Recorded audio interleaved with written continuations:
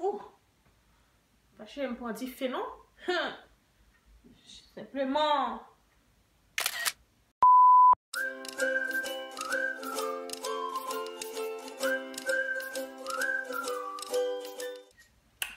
Bon, ça suffit là.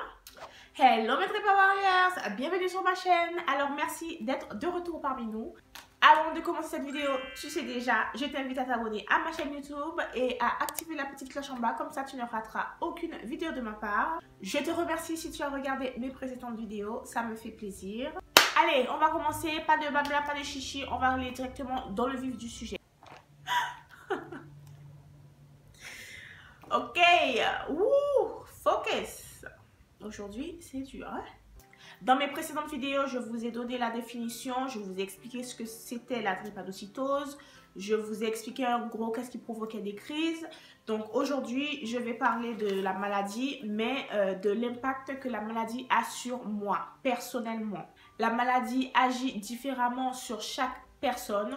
Certaines personnes l'ont plus sévèrement comme moi et d'autres personnes ne font pratiquement pas de crise pendant 5 ans d'affilée et arrivent à avoir une vie normale. Pour commencer, on va revenir un peu en arrière, d'accord? On va remonter un peu le temps. Quand j'étais au lycée, j'avais 15-16 ans, j'étais malade bien sûr, hein, mais je n'étais pas aussi malade que maintenant. Au fil du temps, plus je prends de l'âge et plus la maladie pour moi devient plus sévère et plus compliquée et plus difficile à gérer. À cette époque-là, je prenais aucune grosse drogue, on va dire, comme la morphine. À cette époque, je prenais que du Doliprane, hein, limite du Doliprane, même pas de l'Accutane, je prenais pas. J'en avais pas besoin parce que ma vie, j'avais une vie à peu près normale. Alors oui, bien sûr, je faisais des crises, j'étais hospitalisée. Donc quand je suis arrivée en France, alors déjà en parenthèse, je ne sais pas si je l'ai dit la dernière fois, mais pour moi, prendre l'avion, c'est juste impossible. À chaque fois que je prends l'avion, c'est une crise directe. Dès que je descends de l'avion, le soir même, je suis hospitalisée. Parce que mon taux d'oxygénation dans le sang, il est limite. Quand on prend l'avion, on a moins d'oxygène qui passe dans le sang. Vu que j'ai déjà pas assez d'oxygène dans mon sang pour bien faire circuler mes globules rouges, être dans l'avion, c'est pas bon du tout. Donc pour moi, prendre l'avion, c'est juste impossible. À chaque fois que je prends l'avion, je finis en hospitalisation. La seule chose que je pourrais faire, c'est prendre l'avion, mais pour une courte distance, genre prendre l'avion 1 heure ou 1h30 maximum. Mais si je fais 8 heures de vol comme Saint-Martin, Paris, c'est impossible. Je sens la crise arriver de suite. Bref, ça c'était une parenthèse. Je suis arrivée en France à l'âge de 18 ans. Comme j'ai pris l'avion, j'ai été hospitalisée pendant un moment. La maladie est devenue pour moi un handicap, une source de problèmes, je vais dire ça comme ça. Mais tout a empiré il y a 5 ans. Il y a 5 ans, j'ai eu ma fille. C'est vrai que je vois la différence, c'est très compliqué. Quand j'étais enceinte, j'ai fait des grosses crises. J'ai failli perdre mon bébé, j'ai failli perdre la vie. Depuis ma grossesse, c'est difficile et ça devient de plus en plus difficile plus les années passent. Après, je ferai une autre vidéo sur la grossesse et la drépanocytose pour vous expliquer un peu plus en détail. Ça devient de plus en plus lourd, de plus en plus pesant sur mon corps. Bon, je sens que mon corps il est fatigué, mon corps a besoin de repos et que la maladie, elle ne me donne pas de répit, c'est du non-stop. Non-stop, tout le temps, tout le temps, tout le temps. Il y a 8 ans de ça, je pouvais faire plusieurs choses d'affilée, plusieurs choses dans la semaine. Or, au jour d'aujourd'hui, c'est compliqué. Dans la semaine, par exemple, si j'ai des rendez-vous, par exemple, je dois aller chez le médecin ou quelconque, j'ai des rendez-vous quelconques, je ne peux pas prendre plus de 2 rendez-vous dans la semaine. Parce que je sais qu'une sortie, ça me prend au moins 3 jours pour récupérer. Juste une sortie. Et ça peut être une sortie d'1h30, comme une sortie de 5 heures. Je sais qu'après, je vais morfler et que j'ai besoin de récupérer. En fait, aujourd'hui, ma vie, elle est organisée par rapport à la maladie. Je sais que si je sors aujourd'hui, demain, je ne peux pas sortir parce que je ne serai pas bien, je serai dans un sale état. Si aujourd'hui, j'ai décidé de faire le ménage chez moi, je fais le ménage, il n'y a pas de souci. Mais j'anticipe d'abord, avant de faire mon ménage, donc je prends les cachets déjà contre la douleur parce que je sais que la douleur va arriver.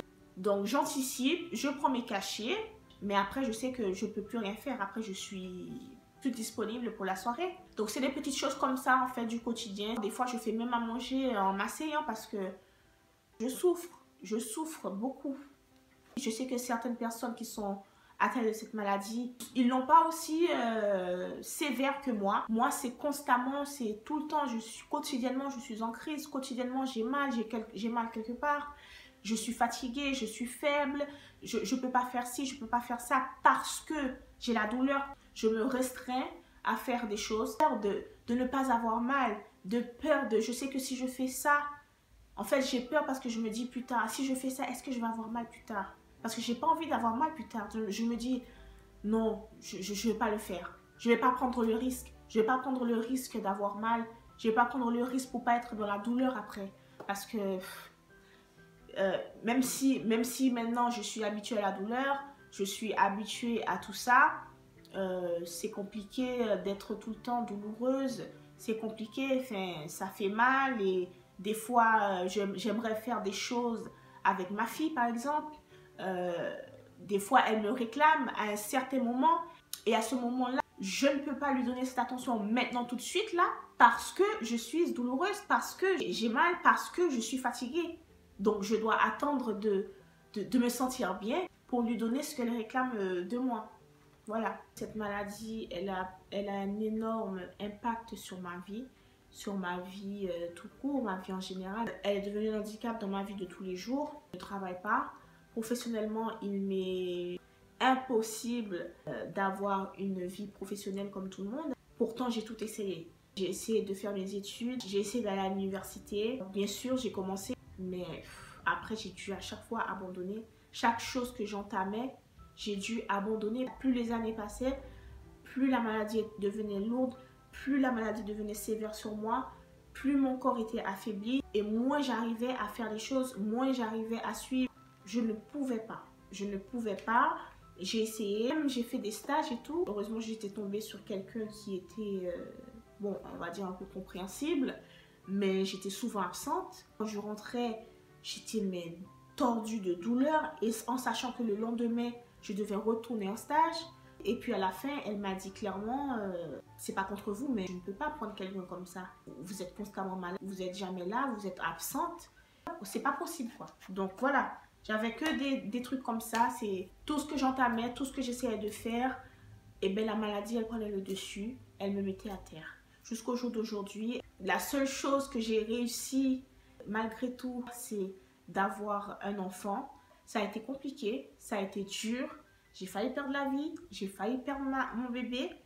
Mais j'y suis arrivée, ma fille aujourd'hui, elle est là. C'est la seule chose que j'ai pu faire, que malgré la maladie, je me suis battue et que j'ai pu faire ça. J'ai pu avoir ma fille. Tout le reste, je n'ai pas pu et je ne peux pas. Heureusement que je suis avec quelqu'un qui me comprend et qui vit cette maladie avec moi et qui me soulage beaucoup parce qu'il sait que je ne suis pas bien et que je ne peux pas faire trop de choses à la fois, mais de peur que la douleur s'accentue et que ça parte en grosse crise et que ça parte après en hospitalisation.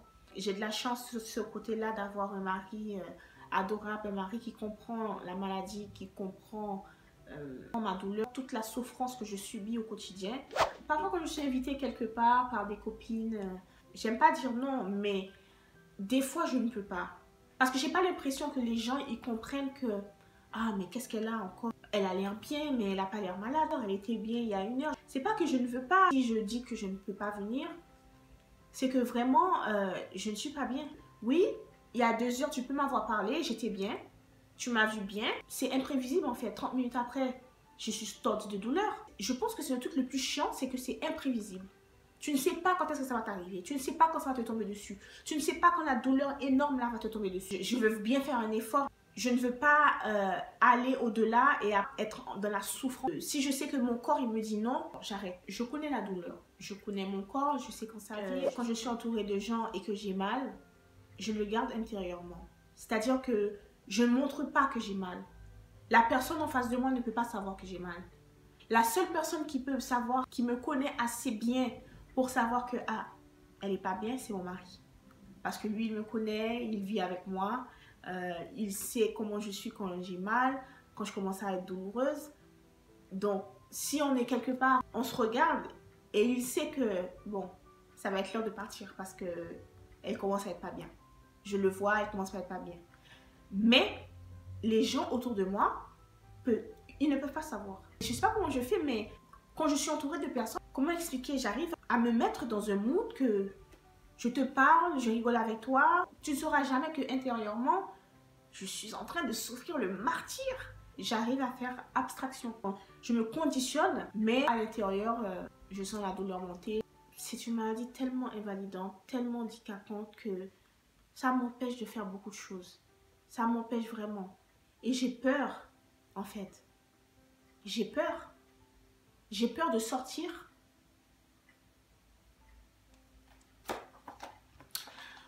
Ouh, mais qu'est-ce qui se passe?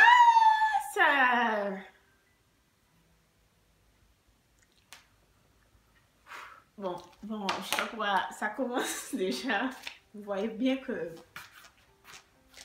cette maladie, c'est le poison. Poison. On va se reprendre. Donc je disais, j'ai peur de la douleur. Personne ne veut être tordu de douleur constamment. Donc oui, je me prive beaucoup parce que j'ai peur des conséquences après. Ce qui provoque une crise chez moi, tout peut provoquer une crise chez moi. C'est-à-dire, si je suis sortie et que j'ai marché pendant longtemps, ça peut provoquer une crise.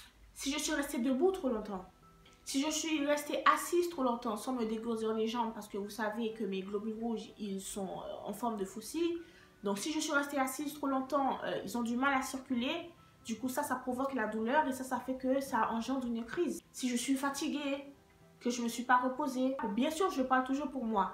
N'importe quel effort physique que je fais peut provoquer une crise chez moi. Malgré la maladie, malgré le fait qu'elle soit lourde. Pour l'instant, ce que j'ai gagné contre cette maladie, c'est que j'ai eu ma famille. J'ai eu droit à ce bonheur. Je connais ce bonheur tous les jours, d'avoir ma fille, d'avoir mon mari. Je dirais que ce n'est pas facile tous les jours, mais je n'ai pas le choix de toute façon.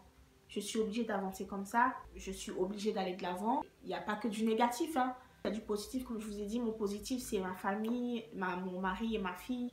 C'est ce que j'ai réussi à faire malgré la maladie. Et c'est ça le côté positif. Voilà, je pense que je me suis livrée là. Et je me suis déballée, hein. Merci de votre soutien. Moi, je me bats contre la drépanocytose. Et j'espère vraiment qu'un jour, cette maladie sera un peu plus connue. Il faut qu'elle sorte de l'ombre. Et c'est une maladie de la souffrance, comme on dit, de la douleur. Je ne veux pas le pitcher, d'accord? Je suis bien, tout va bien. Je suis malade, certes. Je souffre, certes. Mais je suis quand même là, d'accord? Je me bats tous les jours. Il ne faut pas que je laisse la maladie m'atteindre. Il ne faut pas que je la laisse prendre le dessus sur ma vie. Il faut que j'arrive à, moi, prendre le dessus sur la maladie. Donc c'est ce que j'essaie de faire chaque jour. C'est pas facile, c'est vrai que c'est vraiment pas facile, c'est compliqué, on a souvent envie d'abandonner, mais je n'ai pas le choix. Ce sera tout pour cette vidéo. J'espère qu'elle n'a pas été trop longue. J'espère qu'elle vous a plu. Si elle vous a plu, n'hésitez pas à me mettre des petits likes. Ça fait toujours plaisir. N'oubliez surtout pas de vous abonner à ma chaîne et d'activer la petite cloche de notification. Comme ça, vous ne raterez aucune vidéo de ma part. Je reviendrai vers vous, bien sûr, très prochainement avec une nouvelle vidéo. Et n'oubliez pas, vous êtes tous des Drépa Warriors. À bientôt. Hello mes Drépa Warriors.